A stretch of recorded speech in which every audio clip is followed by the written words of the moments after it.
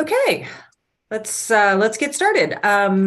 The Motor Vehicles and Transportation Subcommittee is now live. We have 3 bills on our agenda for today.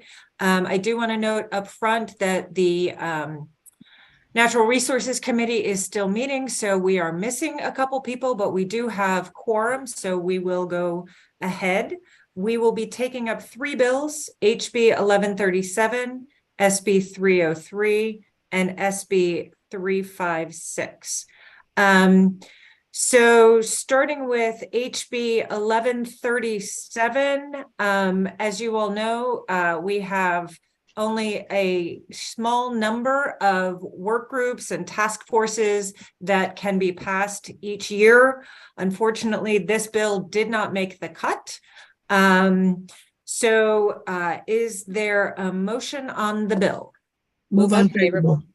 Second. Jinx. All right, so there's a motion and a second. All in favor of the unfavorable, say aye. Aye. Okay, unfavorable passes. SB 303, Talbot County Speed Monitoring Systems. This is the cross file of HB 700 that we passed out already. It's in the identical posture, correct?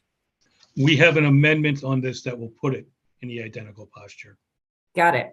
Is there a motion on the amendment? Move the amendments, Madam Chair. Second. Thank you. There's a motion in second. All those in favor of the amendments to conform SB 303 to HB 700, say aye. Aye. Any opposed? Excellent. On the bill itself. Move the bill. Second. Thank you. All in favor of the bill as amended? Aye. Aye. Excellent. Anybody opposed? Madam Chair, I'm going to try to be consistent here with speed cameras. Love your consistency. Appreciate that. All right, the bill passes. Last but not least, we have SB 356, Citizens Committee for the Enhancement of Communities Surrounding BWI Thurgood Marshall. Patrick, will you please walk us through this bill? Yes. First, the bill increases the size by 1 of the Citizens Committee on BWI, adding a member recommended by the senator representing District 12. I believe that's the new district between Howard and Anne Arundel County. I'm not sure. Touches up the description of the noise zone just to say it's the most recent instead of the one effective in 1998, which is probably outdated. Now, the third issue. Well, let's go to the fourth. Fourth thing it does is it increases the charge for every takeoff and landing of aircraft at BWI from $1 to $2. Now, according to the fiscal note, that's around 220, 230, 240,000 a year. So it'll be adding close to 450 to 500,000 to this fund. This fund is used to make improvements in the zone around BWI. And then the bill describes the projects that are done with this money and changes that. Current law develop projects designed to address transportation issues that affect livability in the communities. And it changes that to include that, but to develop projects designed to improve public safety, improve the quality of life in surrounding communities, and improve education, and advance projects brought to the Citizens Committee by nonprofit organizations. Now, I don't know if the Senate considered this, but the department has come to us and correctly pointed out that these projects have to have transportation purposes. This is from looking around. I know Delegate Healy was around when we did the transportation lockbox. That's what this is dealing with. Money in the Transportation Trust Fund has to be dealt with a transportation purpose. I think we can amend this to make it proper. I don't know if it'll change what current law is by that much, but maybe we should ask the department now if the Senate considered this. That would be great. Melissa? Hi, everyone. Melissa Einhorn with MDOT here. So we actually missed this. We were following the bill, but missed this small technical thing in the Senate. We have reached out to Senator Bidle and gave her a heads up prior to submitting our letter to the committee. So she is aware, but unfortunately we did not catch it in the Senate side.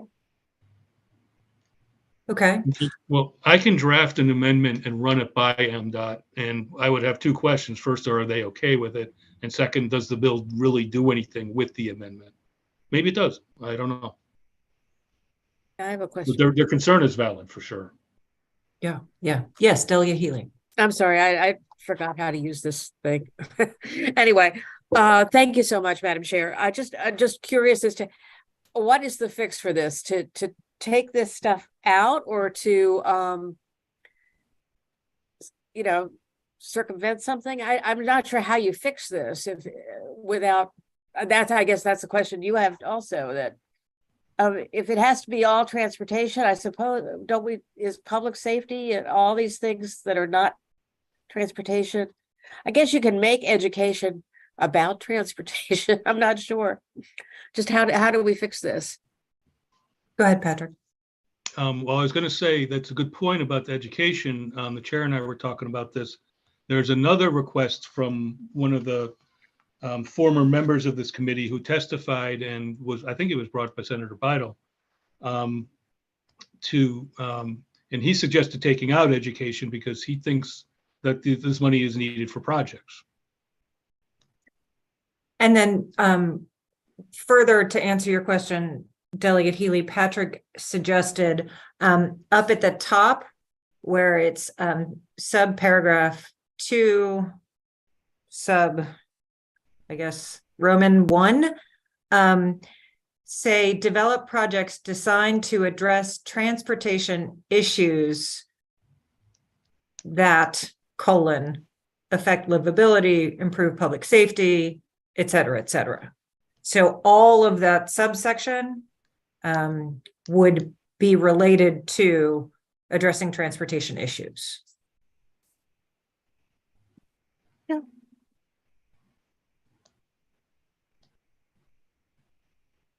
So any other questions from the committee on this?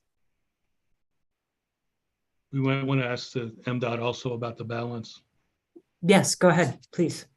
We're just wondering if we're doubling a fee, but if there's almost a $500,000 balance. I understand why the balance is there. It's because there's no staff to put the projects into motion. Is that correct, Melissa? Trey Hanna is also on, and he may be able to speak better to that from the airport. Good afternoon, committee. My name is Trey Hanna, Legislative Assistant with Maryland Aviation Administration. So actually, we don't consider it wholly a staff problem on the MAA side. The projects have to come from the communities around the airport, specifically within the noise zone. And if we don't receive any project grant applications, we have nothing to process. So it's kind of a outreach on our side to inform the committees, community associations, that is, and also on the associations themselves to put forth projects for their enhancement. Is that why education is in here? So I'm not really sure about the need or the reason behind education being in the program. Again, as you guys have already stated, it has to be transportation related. And if they can tie a transportation grant enough into transportation to make it permissible, we're fine with that. But not really sure why education is in there. Yes, Delegate Healy.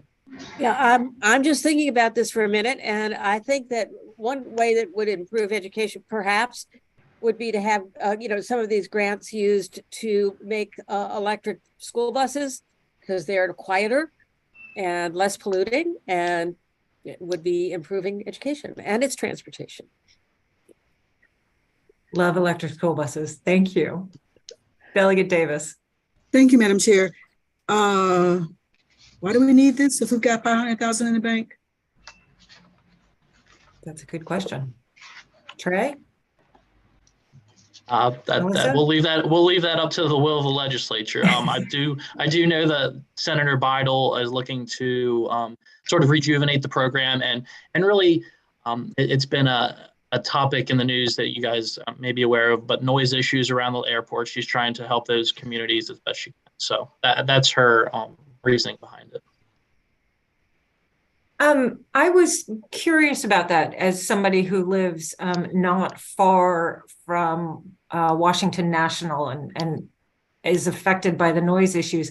These don't seem to be related to airplane noise issues, though. Is there a relationship that I'm missing? No, they're not. They're not to mitigate airplane noise. They are, in general, community enhancements such as like sidewalks, crosswalks, those smaller level projects. Okay, got it. Have there been projects? Have there been applications for projects? I'm not sure what you mean. You mean recently or? Yeah, recently. Recently, I think that's why we have the balance. We haven't been receiving enough projects to fulfill the fund. And that kind of ties back to when we started in the pandemic. There was this kind of uncertainty about how much money the fund would be getting if there weren't airplanes flying. So the program slowed down tremendously, and now we're trying to rebuild it. But before the pandemic, there were several yearly annual projects, mostly with sidewalks, crosswalks, and the like. And how much did those cost? I can get you a number on average. I don't have that off the top of my head. Probably less than 100,000 for each project. Okay, thank you. Other questions, comments, thoughts? Yes, Delegate Healy. I'm just wondering, maybe, and I don't know this, but I know that one of the problems in this area has been they changed the flight paths a while ago, and it made it was unbearable for people who were not used to it. And so I think there were efforts to kind of mitigate the problem, not because they couldn't mitigate the sound. They can't change what the airplanes sound like, but to give the people who live in the community that is affected some kind of offsetting benefit that would help them be able to tolerate the problems as they come along. Thank you. Delegate Davis? Madam Chair, I don't want to be a Grinch, But but this seems like a bill looking for an issue or looking for a problem. I don't think they're ready if they've got 500,000 in the bank and they haven't asked for additional projects. I am going to move unfavorable. okay, there's a motion on the floor. Second. Thank you. Any further discussion on this? I will ask one question. Patrick, do you, or Hannah or Melissa or Trey or anybody, is it worth checking in with the senator as to what she is hearing in her district? Does anybody have any input in that? Could be. Okay, what is the will of the committee? We can vote it, or we have a motion and a second on the table, or we can hold it. I'd like to vote it. I don't think she has a problem that 500,000 can't fix. Okay. Okay, so motion and a second. Any further discussion? All of those in favor of the unfavorable motion, raise your hand or say aye. 1, 2, 3, 4, 5, 6, 7. Okay. The unfavorable motion passes. The bill fails. Well, as always, the best committee and efficient. I appreciate you all. Stay tuned. We may have some more subcommittee meetings. So we'll just keep you posted. Thanks so much. Appreciate you. Yes, Delegate Jacobs. I'm sorry that I was tardy, but the Natural Resources Subcommittee went over. So could you tell me what happened with the other 3 bills? Sure. We only took up 2 other bills. HB 1137 was voted unfavorable. As you know, we only have the capacity for a small number of work groups or task forces. SB 303 was, which is the cross file of another bill that we passed out, was amended to match the cross file and was passed. Thank you. Yes, you're welcome. Delia Morgan. Yeah, I thought we were doing SB 748. We are not. Thank you. You're welcome. All right. Thanks, everyone. See you on the floor. Thank you. All right, thank you.